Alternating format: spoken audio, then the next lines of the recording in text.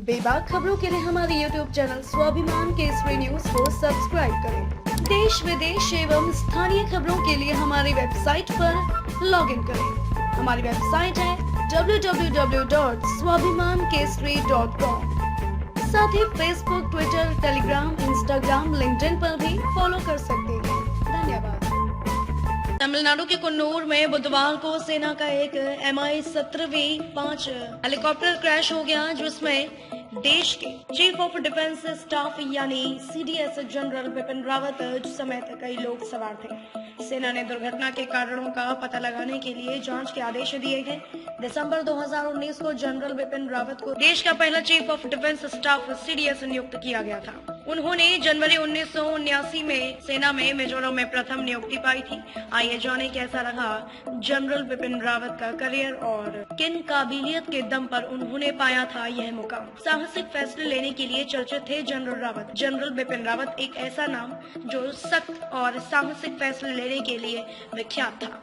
देश का पहला चीफ ऑफ डिफेंस स्टाफ बनने से पहले जनरल बिपिन रावत थल सेना प्रमुख थे। उन्होंने इस पद पर रहते हुए कई अहम फैसले लिए और उन्हें अंजाम तक पहुंचाया। जनरल रावत के बतौर थल सेना अध्यक्ष सबसे अहम मिशन की बात की जाए तो वह बालाकोट एयर स्ट्राइक है। फरवरी 2019 में जब पाकिस्तान में घुसकर आतंकी कैंपों को नष्ट किया गया था तो थल सेना की कमान जनरल रावत के हाथ में ही थी। जनरल बिपिन रावत कई महत्वपूर्ण रणनीतिक ऑपरेशन का हिस्सा रहे।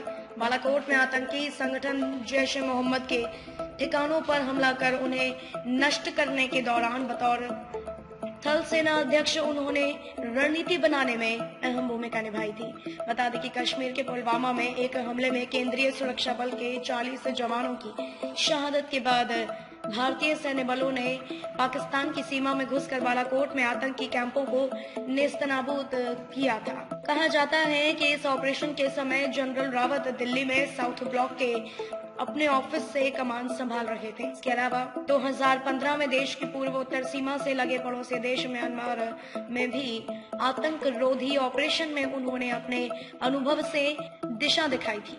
उन्हें पूर्वोत्तर में उग्रवाद को नियंत्रित करने के लिए भी जाना जाता है। CDS बिपिन रावत ने पाकिस्तान और चीन के साथ लगती सीमाओं पर परिचालन संबंधी विभिन्न जिम्मेदारियां संभाली थी। उन्होंने पूर्वोत्तर समेत कई इलाकों में अहम पदों पर काम किया। जनरल बिपिन रावत के नेतृत्व में सेना मणिपुर में CRPF के काफिले पर हुए हमले के बाद सीमा पार म्यांमार में सर्जिकल स्ट्राइक की थी। इस सर्जिकल स्ट्राइक में NSCN के कई उग्रवादियों को मार गिराया था और उनके कैंप तबाह कर दिए थे। इस कार्रवाई में 21 पैरा के कमांडो शामिल थे। 3rd कॉर्प्स के अधीन इस बटालियन के कमांडर उस वक्त बिपिन रावत थे। म्यांमार में की गई इस सर्जिकल स्ट्राइक की सफलता के बाद सरकार का जनरल रावत पर भरोसा और बढ़ गया था। नतीजन रावत को 31 दिसंबर 2016 में सेना के 3 अंगों का अध्यक्ष नियुक्त कर दिया गया था।